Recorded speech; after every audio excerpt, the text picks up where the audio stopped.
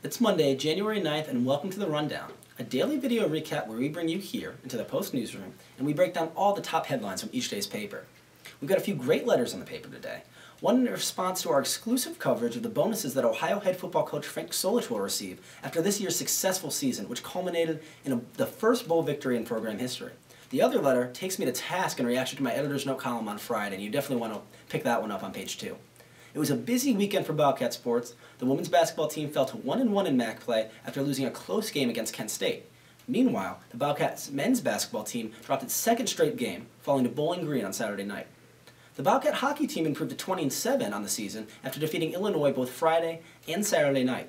Meanwhile, in high school sports, Nelsonville York edged out Athens High School in an overtime thriller on Friday night, and you definitely want to make sure you check out the recap of that game.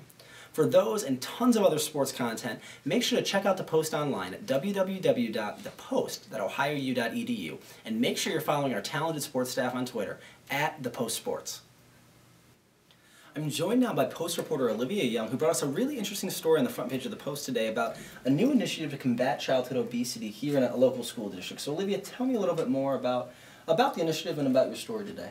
Well, OUHCOM has a $36,000 grant to study childhood obesity prevention program in Athens City Schools. Definitely. So I remember reading some statistics in your story, and it seemed like the childhood obesity rate here in Athens was a lot higher than the rest of the state. Can you tell me a little bit more about that and expand? Well, they found that a third of Athens children between the ages of 12 and 17 are considered obese, and that doubles the state average of 18%. So what exactly will this initiative do to combat those numbers? I mean, double the childhood obesity levels. How are they going to try to get those down? They're simply encouraging students to pick up healthy options in the lunch line.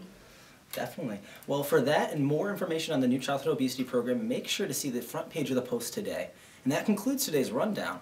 Remember to stick with the Post, your independent voice, here in Athens and on campus. Thank you and happy Monday.